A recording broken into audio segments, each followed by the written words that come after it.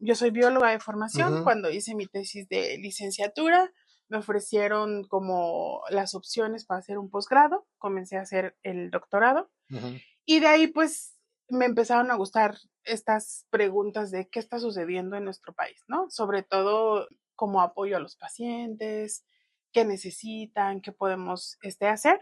Y ya de ahí surgió oportunidad en principio de ir a una zona pues de pobreza en nuestro país, que está en Tabasco. Ujú. Y bueno, en este camino igual empecé a estudiar qué sucedía en estos pacientes, ¿no? O sea, ¿por qué si viven en el mismo lugar, inclusive en la misma casa, una persona puede tener leishmaniasis en todo el tegumento, otra persona puede tener solo la lesión y otras personas ni siquiera tienen lesiones, ¿no? Y pareciera que nunca se han enfermado cuando pues el vector, la mosquita ahí anda.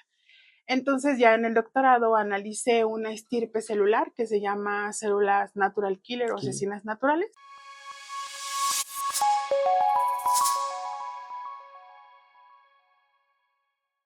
Hola, ¿qué tal, familia incansable? Bienvenidos a un programa más en esta segunda temporada de nuestros nuevos episodios de Soy Incansable, el podcast.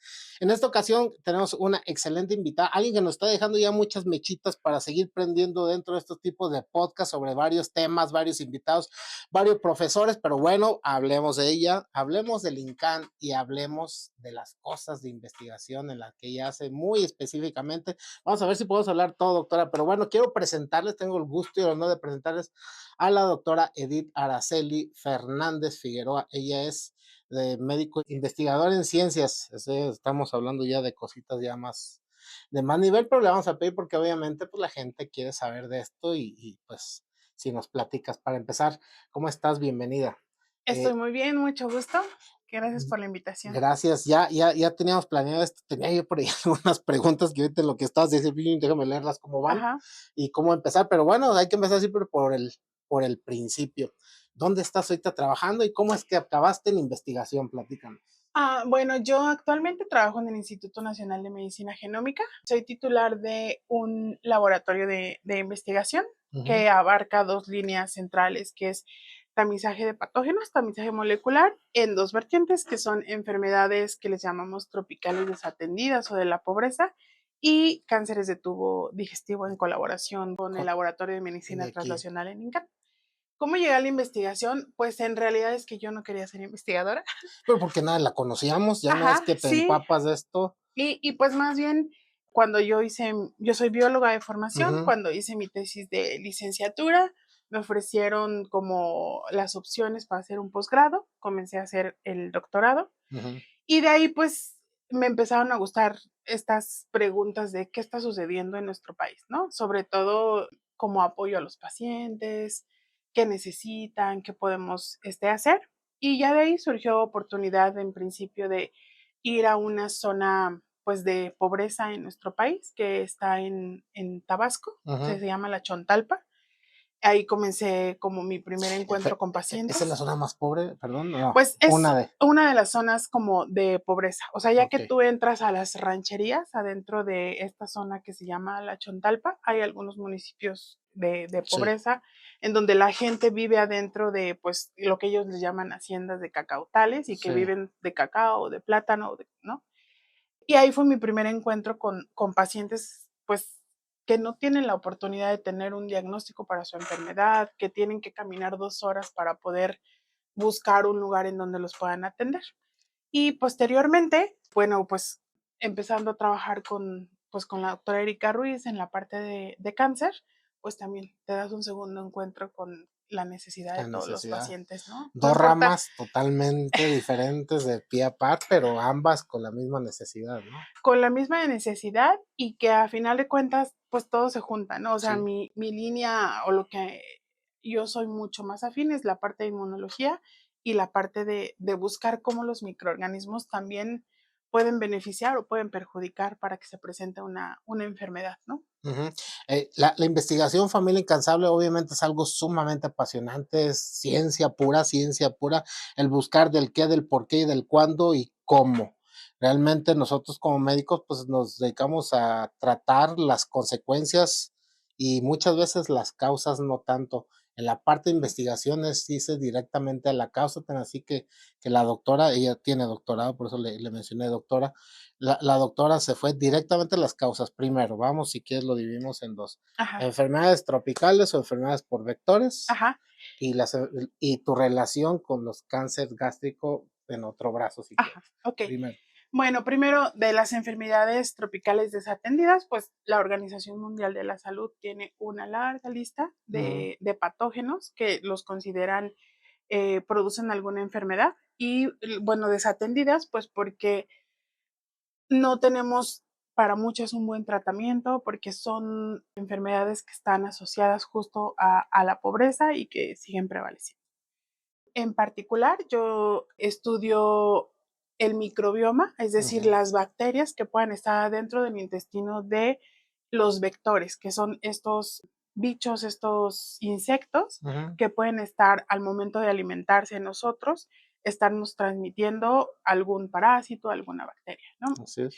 particular, yo estudio estos patógenos que nos pueden estar transmitiendo insectos como mosquitas, como Aedes aegypti, por ejemplo, que transmite virus, Ujú, y unas chinches que les llaman comúnmente chinches besuconas, sí. que todos estos pues se alimentan de sangre, muchas hembras en el caso de los mosquitos para poder inducir una ovoposición y reproducir, ¿no? Poner los huevecillos para que después haya una descendencia. Entonces, bueno, yo empecé al inicio de mi carrera estudiando una enfermedad que se llama leishmaniasis, que te Ujú, la transmite una mosquita al momento de morderte, se alimenta de sangre, ella tiene en su tracto digestivo, en su probóscide, al parásito y al momento de que se infecta, pues digamos te inocula. Si te ujú. va muy bien, en general, puedes tener solo una lesión. Si tienes pues la mala suerte y tu background genético y tu respuesta inmune no funciona adecuadamente, aquí en México la especie que tenemos de parásito que es Leishmania mexicana, pues puede viajar por todos nuestros nódulos y los pacientes tienen lesiones en toda la piel que a lo largo de los años pues están en todo el tegumento. Todo el tegumento, Ajá, sí, totalmente. Nosotros como hematólogos vemos parte de sus ciclos biológicos de este tipo de procesos que ella les va a explicar. Y la verdad, es decir, decía don Juan Lavarín, está bonita la imagen, pero ahí no en uno, porque la verdad es bastante comprometedora y como es poco diagnosticado, poco pensada, para la zona sí es muy pensada, ajá. ¿no? Sí es muy pensada, pero también qué bueno, Leishmania mexicana. Me quedé en la Leishmania. universidad con Brasilensis, Leishmania Donovani y me falta otra. Puede ser Amazonensis, hay Infantum, Dios santo, me quedé sí, con hay la Bonovani o Donovani y la Donovan, Brasilense. Y la sí, mexicana, y ahora me sale que Infantum, Dios santo. Infantum, sí, oye, hay 3, 4 decenas de especies. No todas generan un cuadro clínico en los humanos, pero bueno, desafortunadamente tenemos bastantes casos. En México sí se diagnostica, pero se considera que tenemos un subdiagnóstico, ¿no? Porque no toda Claro. la gente va. Le repito, cuando yo estuve en contacto con pacientes, pues nosotros íbamos, ¿no? A donde ellos vivían y había una persona que nos llevaba de Secretaría de Salud y era así de, mira, él tiene una lesión, se me hace que eso es Leish, o sea, ya saben, ¿no? Y desafortunadamente la gente solo va a buscar al médico La úlcera de cuando los la úlcera chicleros. de los chicleros. Sí. Cuando ellos ven que ya está infectada, que ya está amarilla, que a lo mejor tiene pus, lo que sea, pues ya buscan a un médico y se les diagnostica, pero evidentemente pues necesitan su tratamiento. ¿Cuál Ok. es la desventaja de los tratamientos para estas enfermedades? Que son tratamientos usados hace 40, 50 años, en donde sus efectos secundarios, pues a Muchos. veces son peores que la enfermedad, Sí. ¿no? Sí, sí, sí. Sí, bárbaro, me hiciste ir a mi parasitología Tai De... Lara. Como hematólogo, o sea, Ujú. tenemos, yo fui el heredero de don Juan Labardini en función, a que todo su arsenal de laminitas de sangre Ah, periférica que ujú. revisaba, yo me las quedé. Ah, Desde ahí hicimos un wow. atlas, de ahí Ajá, sacamos desde el Plasmodium, de la Leishmania, del pues Trypanosoma, uno. todos. Todos tenemos algunos casos, todos ellos, por eso me llamó la atención. Uno de Ajá, la laguna de Tamiagua ajá. y otros de una parte que era de Oaxaca, si mal no recuerdo. Ujú. Pero bueno, perdón por interrumpirte, No, no, no. continuemos contigo, Sí, está muy sí. interesantísimo esto. Y bueno, en este camino igual empecé a estudiar qué sucedía en estos pacientes, ¿no? O sea, ¿por qué si viven en el mismo lugar, inclusive en la misma casa, una persona puede tener leishmaniasis en todo el tegumento, otra persona puede tener solo la lesión y otras personas ni siquiera tienen lesiones, ¿no? Y pareciera que nunca se han enfermado cuando pues el vector, la mosquita ahí anda. Entonces ya en el doctorado analicé una estirpe celular que se llama células natural killer o asesinas naturales. Tomaba yo muestras de sujetos que no estaban enfermos, los que tenían lesiones y los que tenían muchas lesiones, y analizaba yo qué pasaba en estas células. Porque, bueno, un poquito explicar que en estas enfermedades tenemos un concepto que se llama triada epidemiológica, en donde nosotros, si queremos entender una enfermedad, tenemos que saber quién nos la transmite, el microorganismo que genera la enfermedad y cómo nosotros como humanos vamos a responder ante esas infecciones y el ambiente en el que vivimos, ¿no? O sea, por ejemplo, yo si vivo siempre en Ciudad de México y no salgo, pues la posibilidad de que vaya a tener leishmaniasis o enfermedad de Chagas es nula, porque aquí no está el mosquito, porque aquí no hay selva, porque aquí no se reproduce, porque no está, etcétera. Entonces, tratando de entender qué sucedía, tomamos muestras de sangre periférica de pacientes y analizamos su perfil de genes. Y dijimos, bueno, ¿qué pasa con ellos? Y pues lo que nosotros encontramos en estos hallazgos fue que a un grupo de pacientes, que eran los que les iba peor, que eran refractarios al tratamiento, su sistema inmune estaba desregulado.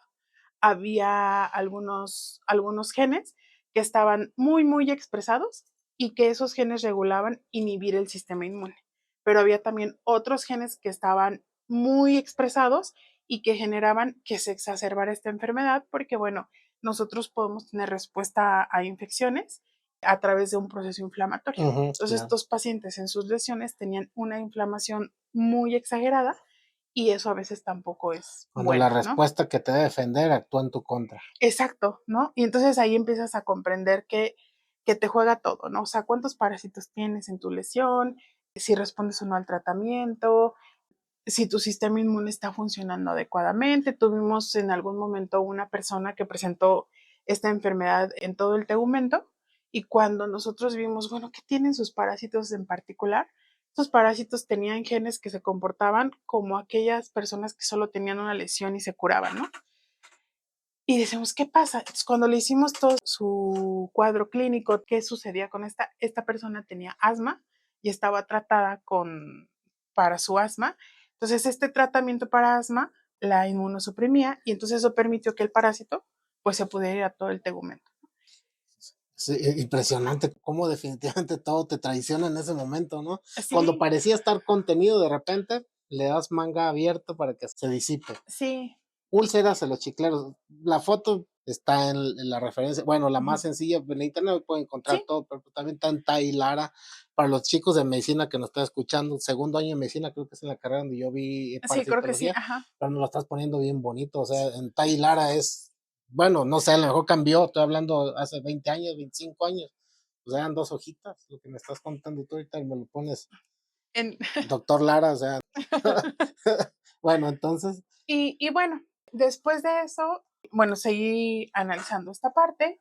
Eventualmente llegué a terminar el doctorado y cuando entré a trabajar al Instituto Nacional de Medicina Genómica, pues bueno, tenía que empezar a ver cómo yo seguía una línea de investigación y siguiendo en esta parte de vectores, pues el mundo es pequeño. En algún congreso conocí a los que ahora son colaboradores de este trabajo y tengo pues un grupo muy importante que me parece extraordinario su trabajo, que son investigadores de la Universidad Autónoma de Yucatán, del Instituto de Yonoguchi. ujú. Entonces ellos son tres grupos de trabajo, unos trabajan vectores de leishmaniasis, otros vectores de enfermedad de Chagas y otros arbovirosis. Entonces ellos tienen un programa muy bonito para enfermedad de Chagas en donde están saliendo al campo a focos a tratar de educar a la población y entonces que identifiquen quiénes son los vectores, por ejemplo, en particular para chinches, pues son unas chinches grandes Sí, que los niños a veces las usan para jugar. sí, sí, sí, sí. Entonces ellos les dicen, no, mira, esta es la chinche, no tienes que dejar que haya en tu casa y si hay, mira, aquí te voy a dejar un botecito en donde las vas a ir poniendo y yo voy a venir cada cierto tiempo y tú me las das. Entonces ya en el laboratorio, este grupo de investigación lo que hace es esperar a que la chinche defeque, a eso le llamamos eyecciones, y de esas eyecciones ellos me mandan un poquito al laboratorio y nosotros ya hacemos toda la parte molecular, que es extraer el DNA, y de ahí dividimos la muestra en dos. En una buscamos si hay o no parásitos y en la otra muestra buscamos qué bacterias, además de este parásito que es Trypanosoma cruzi, pueden estar transmitiendo al humano, ¿no? Y que Ujú. eso pueda entender un poco de, no solamente te está transmitiendo tripanosoma, que se va a toda la sangre y de repente se dice que hay parásitos o microorganismos que se les llama que tienen un tropismo, les gusta irse Ujú. a algún órgano. Sí. En caso de Trypanosoma cruzi puede ser al Colon, corazón o al colon. megacolon, ¿no? El famoso Ajá, colon del tamaño sí. del mundo, sí. Y entonces, bueno, ellos hacen toda esta parte de búsqueda. Hay otro grupo que el laboratorio de inmunología, en donde ellos salen al campo y ponen trampas, que pueden ser trampas de luz o pueden ser trampas en donde el humano es el cebo humano y están esperando a que lleguen las mosquitas y las van colectando, ¿no? Esas mosquitas que pueden medir 1 o 2 milímetros, nos las mandan al laboratorio, nosotros les exponemos su intestino, obviamente usamos un microscopio para poder exponerlo, y esa mosquita ya con su intestino expuesto le extraemos DNA y de ahí de nuevo vemos si tiene este parásito que se llama Leishmania o vemos qué bacterias puede estar transmitiendo. Sí, sí, sí. Igual para los Aedes, ¿no? Entonces, así es como nosotros hacemos y le llamamos el tamizaje de patógenos. Ah, doctora, la verdad me dejas con la boca abierta. Yo pensé que lo más que nosotros llegábamos era, es que ya le mató a lo bien chiras soy hematólogo, ¿eh? Ya lo vi en el frotis, en su fase, es un Ajá, vivax, es un falcipare, hablando de la Aedes y paludismo, del tripanosomiasis, 2 casos son los que tiene ahí don Juan Labarni, ajá, tripanosomiasis y leishmaniasis, ahí estaban, pues el gusanito, o como os, más bien, ajá, y la verdad, pues hoy nos saca de dejar boquiabiertos porque te vas al DNA de ellos, de sí. los bichos, y obviamente, pues ya el ciclo biológico que se ve bien bonito cuando uno lo lee, pero obviamente ya llegar y destripar el bicho y extraerlo directamente del vector para poderlo estudiar es impresionante. Sí, la verdad es que las técnicas moleculares ya han avanzado muchísimo, inclusive para el caso de Trypanosoma cruzi. Los protocolos que yo sigo son los que están, digamos, validados o que se han publicado y que ya existen en los protocolos que tiene la Organización Panamericana de la Salud. Pero en el caso de Trypanosoma cruzi, no solo es que tú sepas si Trypanosoma cruzi es, si ese paciente o ese vector es positivo. Además, hay una prueba extra que son unidades de tipificación, Ujú, que todo esto lo empezó Brasil, en ujú, donde hay cantidad. cantidad de pacientes. Y bueno, entonces tienes que tipificar, ¿por qué? Porque dependiendo de qué unidad de tipificación sea, inclusive sabes si todas esas muestras vienen de una chinche que estuvo en el peridomicilio o que son domiciliares, o sea, ya hay tantas cosas actualmente en el entendimiento de las enfermedades pues transmitidas por vectores que hay que ir avanzando, ¿no? También a la par, pues para el conocimiento de lo que hay en nuestro país, ¿no? Entonces, el trabajo va más encaminado a conocer más la magia molecular, digámoslo así, del quien causa, pero con los fines de cortar el vector. Sí, claro, o sea, la idea sería es que de entrada conozcamos lo que todavía a estas alturas del 2025 no conocemos en Eso México, estaba ¿no? pensando justamente, o sea, yo estuve en la universidad en 1997 Ajá, y ya para ese entonces el libro parecía viejo y se veían ese tipo de enfermedades tropicales lejanas, lejanas a, yo estudié en Morelia, Michoacán, que vaya ujú, que Morelia, pues ahí me encontré un caso de fasciolosis, por ujú, ejemplo, no sé si te acuerdas de la fasciola hepática, ajá, pero el punto aquí al que quería llegar ya se nos hacía que no había nada en 1997, que estaba muy lejos en las zonas tropicales y que, como lo acabas de decir ahorita, muy, muy, muy, muy fuerte, es decir, todavía no hay nada para ellos y lo único que hay es, pues usted no se va a ver la película, todavía nos vamos más atrás, vea unas películas ahí de Pedro Infante donde estamos hablando de la famosísima fiebre, donde estaba la famosa cloroquina, creo que era Dolores del Río la que se murió, ¿no? En una película esta de los años 40, en donde le dan la famosa quina que ni siquiera existía en el país y ujú. que se muere, ¿no? La famosa quina. ¿Seguimos con la famosa quina o Para el caso de leishmaniasis, por ejemplo, se siguen utilizando antimoniales pentavalentes, ¿no? este? Lo que más se ha avanzado es utilizar el medicamento ya como liposomal, Ujú, que intravenoso y que teóricamente tiene menos efectos secundarios, pero sigue siendo lo mismo. Y en México no lo tenemos. No, sí, he tomado, ahorita estaba tratando de acordarme del examen de cuál es el tratamiento, Ajá. no era el nombre, pero hasta lo traía en memoria esas veces que, fíjate, yo que siempre decía que no sepa las cosas de memoria, después no se la pueden sacar de la cabeza y les ocupa el CPU.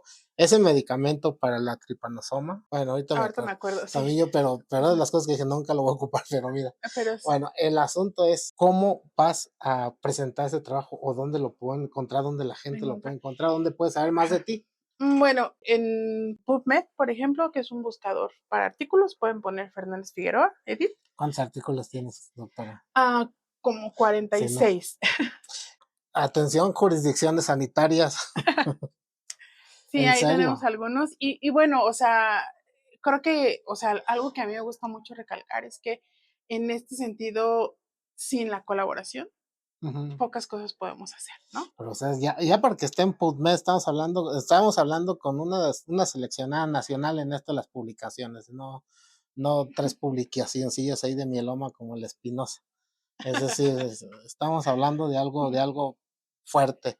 Y bueno, de vectores, ¿qué más tenemos Ajá. que decir? Bueno, pues de vectores es eso, ¿no? Actualmente trabajar, o sea, yo siempre invito que, no sé, hay gente que sale al campo, ¿no? Por ejemplo, un amigo, un muy buen amigo biólogo que tiene una empresa para hacer cosas ecológicas y Ujú. de repente le digo, oye, no se te han subido garrapatas, por ejemplo, y me dijo, ay, sí, yo me quito garrapatas. Le digo, no las tires, te doy tubos y tráeme las garrapatas, ¿no? Ah, Entonces, ese tipo de colaboraciones que a lo mejor no pensarías, o sea, que se quitan ellos de la piel, ya la traen y nosotros los podemos, ¿no? O sea, así se han hecho red de colaboración. En Jalisco también tenemos otra colaboración en donde ellos salen a colectar chinches, nos las mandan y nosotros hacemos la detección. Y justo hace unos días tenía una reunión con la doctora que está haciendo ese trabajo conmigo y me decía, no hay nada reportado en Jalisco. O sea, hay 3 o 4 publicaciones y, y estamos en 2025, como usted decía, en 1997 yo vi ese libro, ya pasaron 30 años sí.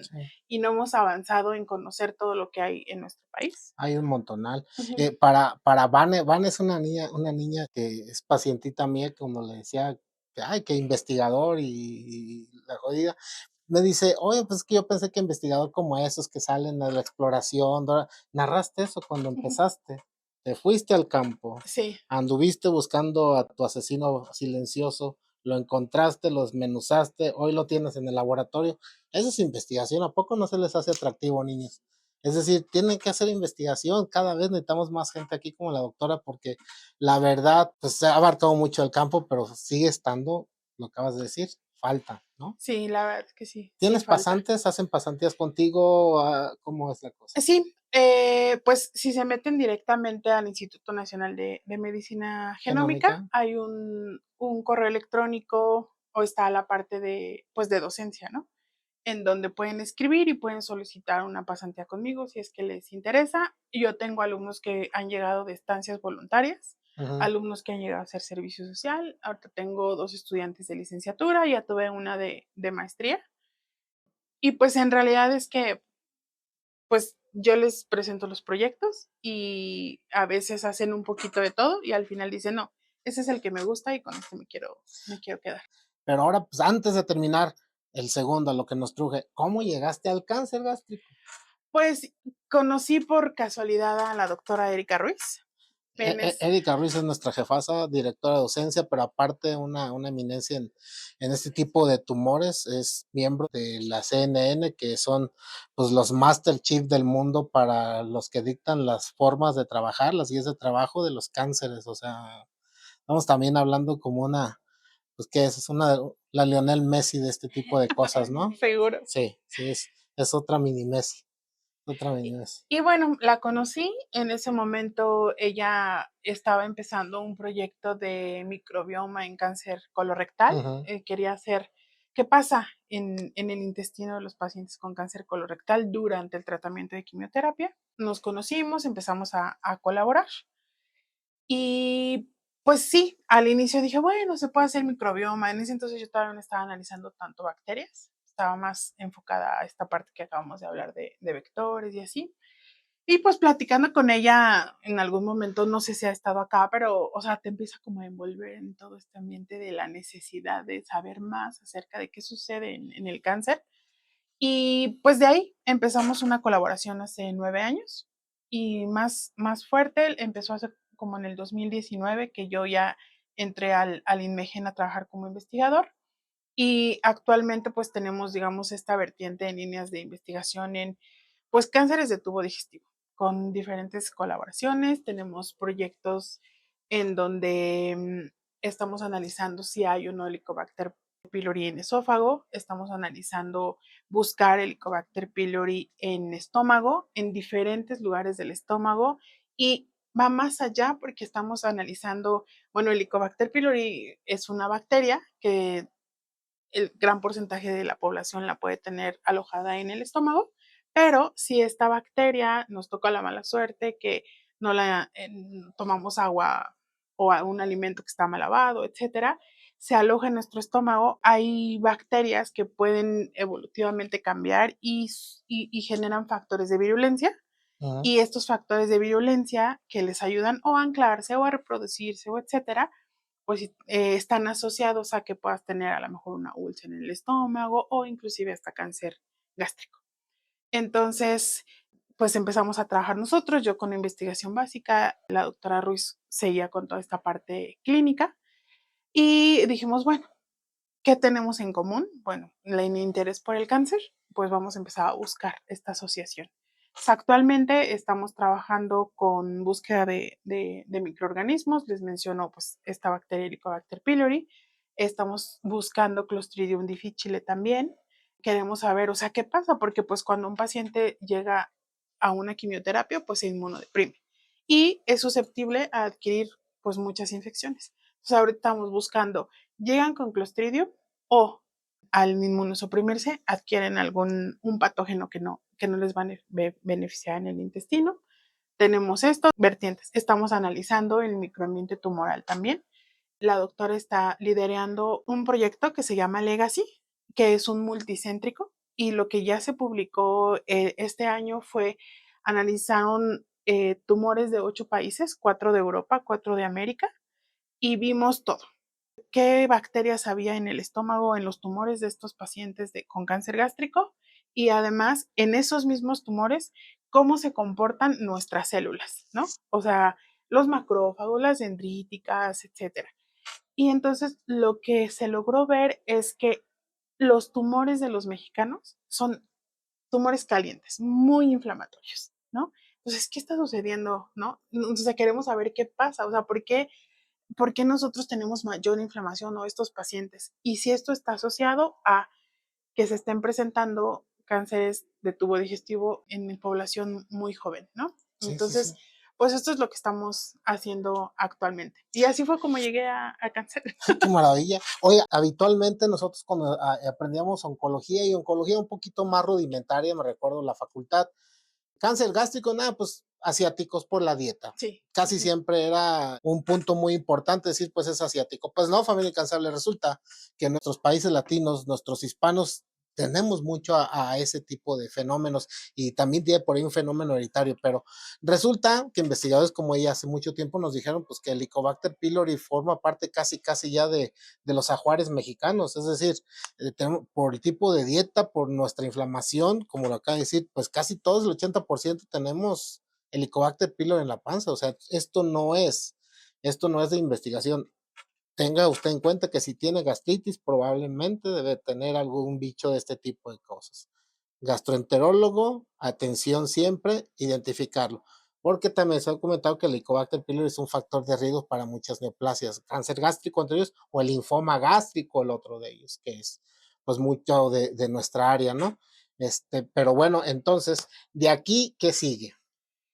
Pues bueno, Es, ahorita justo todo este estudio legacy multicéntrico que incluye buscar cómo se están tratando los pacientes, si llegan o no con H. pylori, los pacientes con colorectal, qué sucede, estas encuestas de qué se alimentan los pacientes, si hay una asociación con alimentos, lo estamos replicando desde el año pasado para una población mexicana, en donde ya estamos tomando en cuenta mayores de 50, menores de 50, antes, después de quimioterapia, etcétera. O sea, digamos, con un mayor número de pacientes, en donde podamos intentar explicar qué está llevando a que en nuestro país haya una población ya con cáncer gástrico de etapas muy tempranas, ¿no? Nada más te agradezco mucho, doctora. Nada más para cerrar, si me puedes explicar para la gente que no es oncóloga, Ajá. que no son médicos, macrobiota y microbioma, ¿qué es? Ok, el microbioma es todo la cantidad o lo que nosotros tenemos como de microorganismos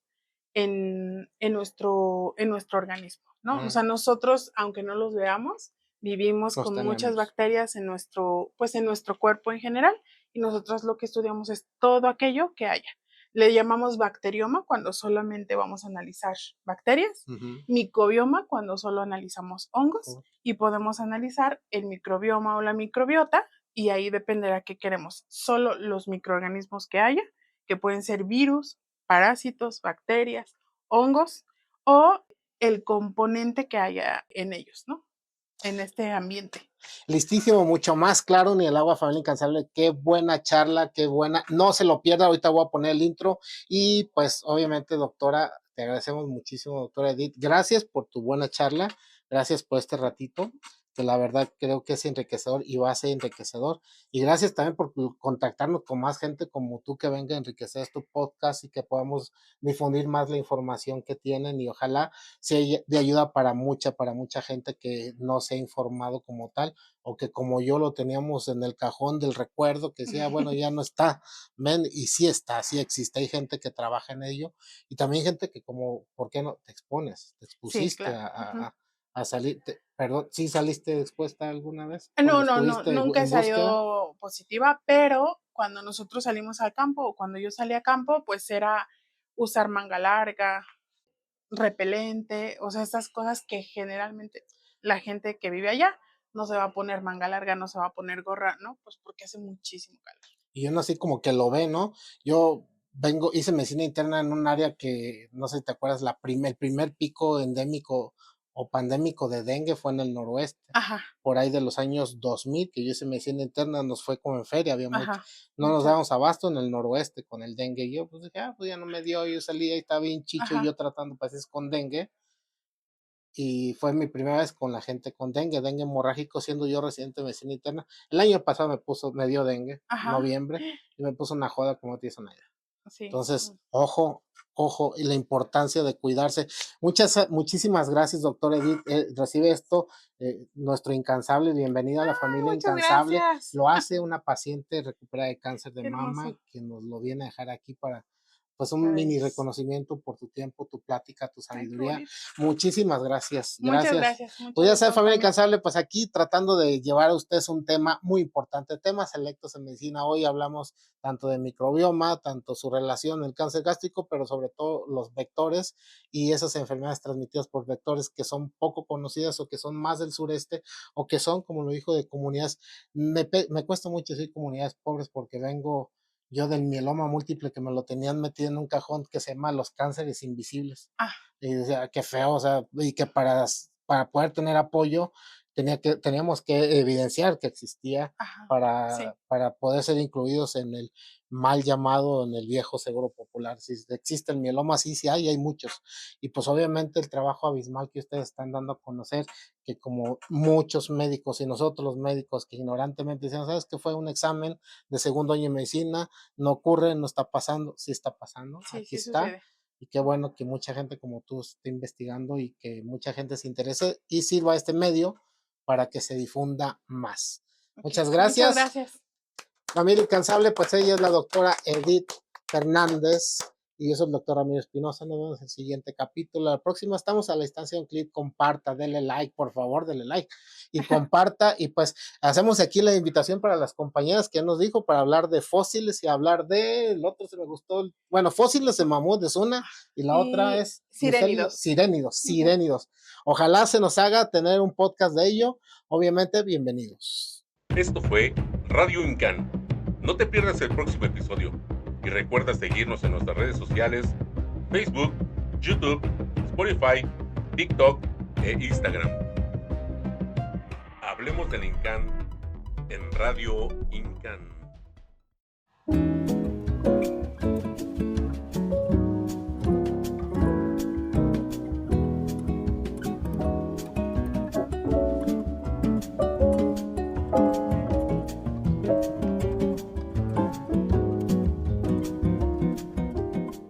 Instituto Nacional de Cancerología.